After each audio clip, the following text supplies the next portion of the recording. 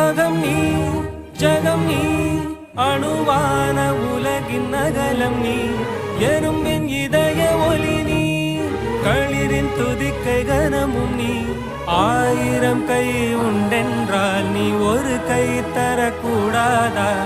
ஈராயிரம் கண் கொண்டாய் ஒரு கண் என்னை பாராதா உன்னில் சரணடைந்தே